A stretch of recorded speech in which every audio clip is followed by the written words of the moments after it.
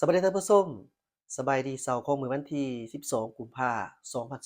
2026อีก2มื้อก็ฮอด14กุมภาแน่นอนเป็นวันแห่งความรักท่านผู้ชมมีแผนไปท่องเที่ยวไสแล้วบ่แล้วบ่ว่าจะไปท่องเที่ยวไสก็ขอให้ท่านผู้ชมเดินทางด้วยความสวัสดิภาพและก็มีความสุขกับครอบครัวหรือกับคนที่ท่านรักเนาะเจ้าท่านผู้ชมบ่ว่าวันใดๆเราก็มีให้กันด้วยดีตลอดมาต้องขอขอบใจนำท่านผู้ชมที่กดติดตามช่องกินหน่อย Channel ขอบใจสำหรับทานที่กด Subscribe ให้สองกินหน่อย Channel เลยเด้ออย่าลืมนะเจ้ากด Subscribe แล้วก็เวลาอัปเดตหยังต่างๆท่านผู้ชมก็จะได้เห็นไวขึ้นเนาะเจ้าเนาะ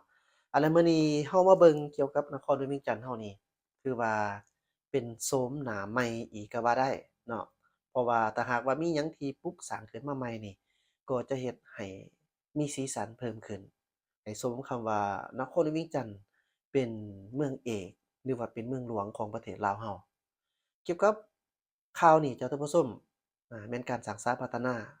เห็นการสร้างสรรค์พัฒนายามใดน่ะหัวใจมันชื่นบาน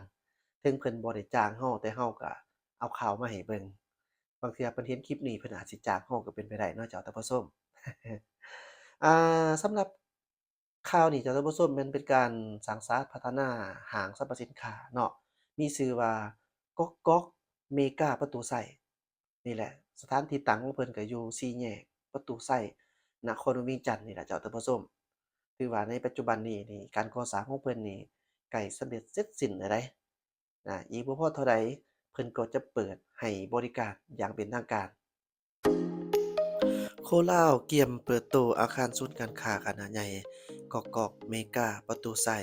ที่ใจกลางนครหลวงเวียงจันทน์ใกล้กับสวนอนุสาวรีย์ประตูไส้ ที่ถือเบิ่งว่าเป็นแลนด์มาร์กแห่งใหม่ทางเศรษฐกิจและการค้าของนครหลวงเวียงจันทน์ก๊อกก๊อกเมกาประตูไส้ถือว่าเป็นห้างสรรพสินค้าขนาดใหญ่ซึ่งร่วมเอาการซื้อขายสถานที่พักผ่อนและความบันเทิงอยู่ที่จุดเดียวกันผู้ที่ว่าได้เข้าไปในห้างบ่เพียงแต่ว่าได้จับจ่ายซื้อสินค้าเท่านั้นแต่ว่ายังสามารถ เพลิดเพลินกับบรรยากาศที่ทันสมัยและความสะดวกสบายภายในศูนย์การค้าก๊อกก๊อกมีการประตูใส่มีหาดอาหารและก็คาเฟหลายกว่า30หาดและก็เป็นแบรนด์ชั้นนำจากต่างประเทศเฮ็ดให้ผู้บริโภคได้มีทางเลือกอันหลากหลาย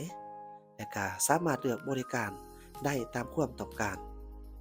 นอกจากนั้นยังมีโซนจำหน่ายสินค้าภายในเรือนเฟอร์นิเจอร์หลากหลายรูปแบบ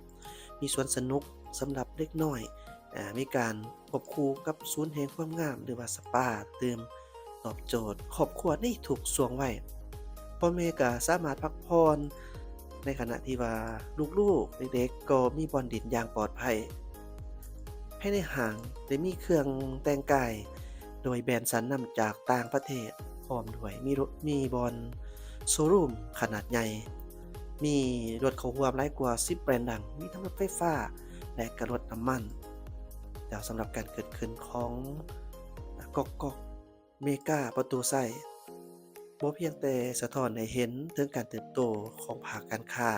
และก็การบริโภคของนครหลวงเวียงจันทน์เท่านั้น แต่ว่ามันยังสะท้อนทิศทางในการพัฒนาตัวเมืองเข้าสู่ความทันสมัยด้วยขนาดของการออกแบบ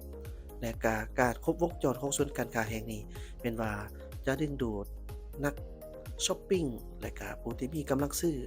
มาเที่ยวมาการลงทุนเข้าสู่ประเทศหลายขึ้นจะเป็นจั่ใดจ้ะท่านผู้ชมเมื่อเห็นเกี่ยวกับโสมรูปโสมทั้งนอกทั้งเทิงเนาะ และก็คือว่ามุมสูงและก็ทั้งภายในตัวห้างสรรพสินค้าก๊อกก๊อกเมกาประตูไส้นี่เบิ่งแล้วรู้สึกว่าจั่งใดจ้ะท่านผู้ชมคอมเมนต์หน่อยเด้อ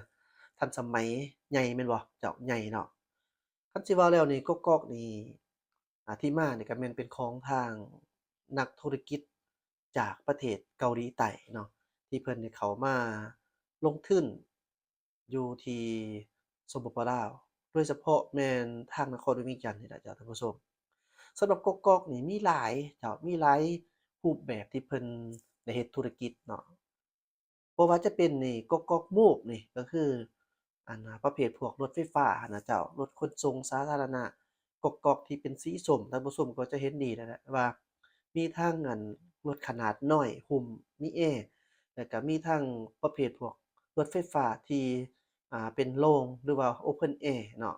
สีส้มแล่นให้บริการทั่วตัวเมืองนครหลวงเวียงจันทน์นี่ล่ะเจ้าถือว่ามีหลายอีหลีนี่เจ้ามีหลายแท้ๆเนาะเพิ่นจะเวลาเราสั่งผ่านแอปต่างๆนี่เนาะแม่นว่ารถนั่นก็จะมาฮอดเราในเวลาที่บ่พอเท่าใดนาทีแม่นก็ฮอดเราเผลอๆหนึ่งเอิ้นปึ๊บฮอดปั๊บเพราะว่ามีหลายจุดหลายบ่อนเนาะนอกจากนั้นนี่เพิ่นก็เฮ็ดเป็นซุปเปอร์มาร์เก็ตใหญ่เจ้าท่านผู้ชมก็จะเห็นว่าอยู่ที่ขีดพุทธชินวนนี่ก็มีนอกจากนั้นก็ยังมีเป็นประเภทพวก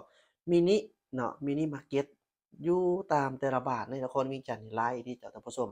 จากตัวเมืองเราขี่ออกไปชานเมืองพู้นเราก็ยังเห็นอยู่ได้ว่ายังมีเนาะ อันนี้ก็คือธุรกิจของเพิ่นนอกนั้นก็ยังมีหลายเด้อสำหรับก๊อกๆนี่แต่ว่าเราเห็นส่วนใหญ่ในปัจจุบันนี้แม่นเน้นเราเห็นนี่แม่นเกี่ยวกับเรื่องการบริการขนส่งสาธารณะเนาะรถไฟฟ้านี่แหละ2มาแม่นซูเปอร์มาร์เก็ต3มานี่เพิ่นสร้างตั้งเป็นก๊อกๆเมกาประตูไส้เนาะคำว่าเมกาแปลว่ายิ่งใหญ่แม่นบ่เจ้าท่านผู้ชมฉะนั้นเพิ่นเฮ็ดเกี่ยวกับเรื่องซูเปอร์มาร์เก็ตหลายนี่ย้ำอีกเทื่อหนึ่งเพิ่นก็บ่ได้จ้างเราดอกแต่ว่าเราอยากให้ท่านผู้ชมได้รับรู้ว่าเดี๋ยวนี้นี่ นักธุรกิจจากโซนเกาหลีนี่เขามาลงทุนอยู่ที่ประเทศลาวเรานี่หลายอีหลีเจ้าท่านผู้ชมอันนี้เราเว้าแต่เฉพาะก๊อกๆเรายังบ่ทันได้เว้าเรื่องโคลาวอินโดจีธนาคารแบงก์หรือว่าอิหยังก็ย้านคือว่ายังคงมีหลายเด้อเจ้าเด้อสำหรับชาวเกาหลีนี่แม่นว่าเขามาลงทุนอยู่ลาวเรานี่หลาย วันนี้เรามาเว้าเกี่ยวกับเรื่องนครเวียงจันทน์เราจ้ะท่านผู้ชมเมื่อเรารู้จังซี้แล้วว่ามีห้างสรรพสินค้าอิหยังก็มีแล้วเนาะมีห้างสรรพสินค้าเกิดขึ้นแต่มาเบิ่งว่าเดี๋ยวนี้บ้านเมืองเราโดยเฉพาะแม่นนครเวียงจันทน์เรานี่คันสิเว้าเราเคยไปต่างประเทศนี่เราไปเบิ่งบ้านเขานี่ถือว่ามีหลากหลายอีหลีเนาะบ้านเขานี่มีหยังมีหลายเด้อเจ้าเนาะมีความทันสมัยนี่หลายสิให้ไปเทียบก็บ่เทียบหรอกแต่ว่า เราอยากวาดภาพกลับมาที่นครเวียงจันทน์คืนอีกเทื่อหนึ่งว่ามานครเวียงจันทน์เราแล้วมีหยังแหน่ที่ว่าคล้ายๆคืออยู่ต่างประเทศโดยรวมที่เราไปเบิ่งอิหยังต่างๆแล้วเนาะนี่คันเว้าตัวเมืองบ้านเพิ่นนี่มันก็พัฒนาเจริญหั้นแหละเนาะเจ้าเนาะบ่แม่นแต่อ้อมข้างเราดอกไกลไปกว่านั้นเราก็รู้ว่าพัฒนาหลายเราบ่ไปเปรียบเทียบเราย้ำอีกเทื่อหนึ่งมีแต่ว่าเราอยากรู้ว่าอันใดที่เราควรหยิบยกมาเพื่อสมเทียบว่าบ้านเราอันใดที่ยังบ่ทันมียังบ่ที่มีอิหยังประมาณนั้นเนาะเจ้า คันเว้าเนี่ยก็เกือบว่ามีครบบ่ได้เนาะนครเวียงจันทน์เฮานี่ซุปเปอร์มาร์เก็ตขนาดใหญ่นี่ก็มีทั้งภายในและต่างประเทศ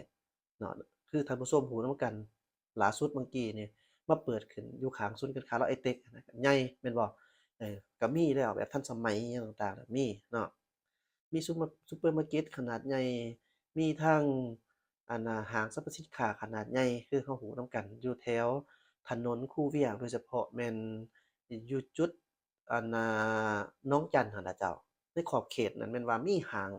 สรรพสินค้าเกิดขึ้น4-5ห้างพู้นเดะติดต่อกันเนาะขอยกตัวอย่างซะช็อปปิงมอลหรือว่าตลาดเช้านี่ก็ไล่ไปซะเพราะว่ามันติดกันอีหลีเนาะข้ามทางมานิดหนึ่งซื่อๆแล้วก็มาจุดเขตก็เป็นตลาดครัวดินแล้วก็มาแม่นหยังตื่มมาเป็นตลาดครัวดินที่เพิ่นกำลังสร้างเป็นตลาดแต่ว่าในรูปแบบทันสมัยเนาะแล้วต่อมาน่ะแม่นเป็นอิหยังอีก เป็นเขาฮ้องว่าเวียงจันทน์ไลฟ์สไตล์หยังหั้นน่ะเจ้าก็ถือว่าเป็นทั้งห้างสรรพสินค้าเป็นทั้งตึกคอนโดมิเนียมเกิดขึ้นอยู่หั้นแม่นบ่ต่อมาอีกถัดไปอีกก็แม่นเป็นเวียงจันทน์เซ็นเตอร์เป็นห้างสรรพสินค้าเนาะแล้วใหญ่กว่าหั้นอีกขึ้นไปก็แม่นหยังเมกามอลล์เนาะขอโทษเจ้าเว้าผิดบ่แม่นเมกามอลล์แม่นว่าแม่นเป็นศูนย์การค้าอ่า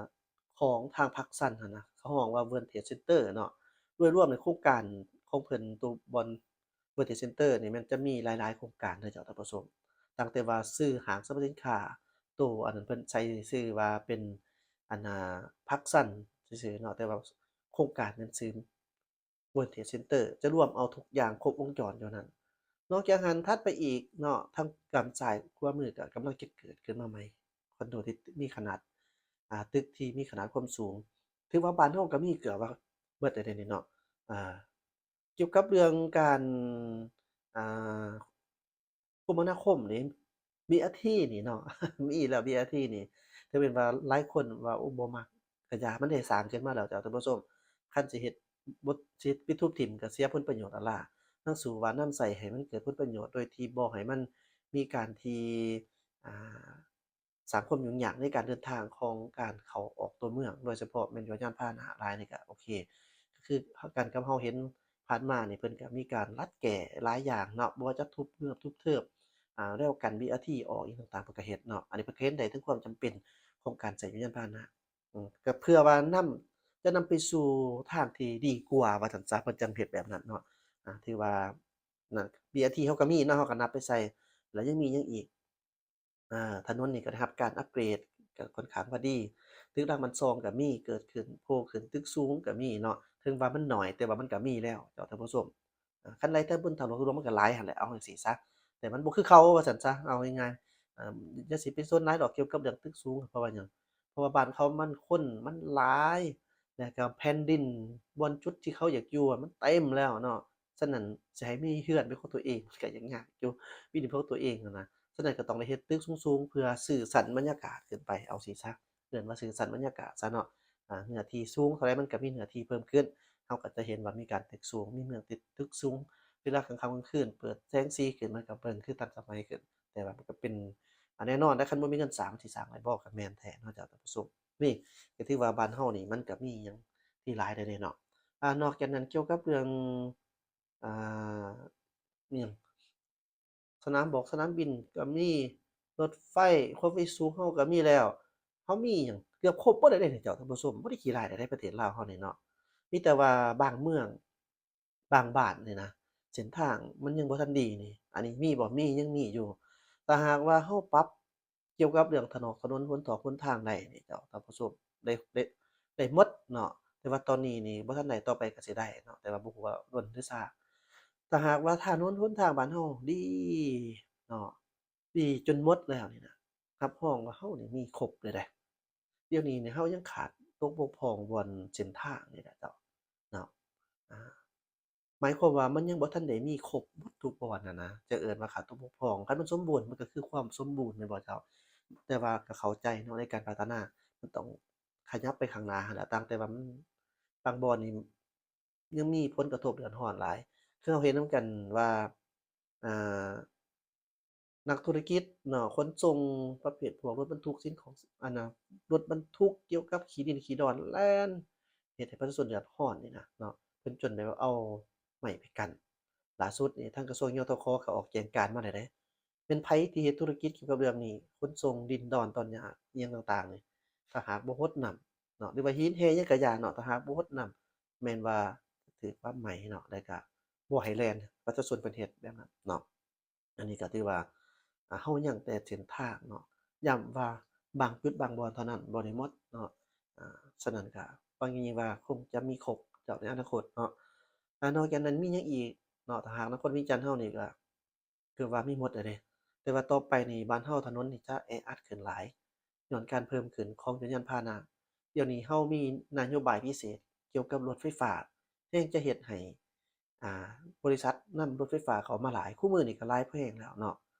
ต่อไปมันยังสิหลายขึ้นอีกฉะนั้นถนนเรานี่มันบ่สามารถที่จะขยายได้แล้วในจุดหม้องเก่านี่มันก็จะเฮ็ดให้แออัด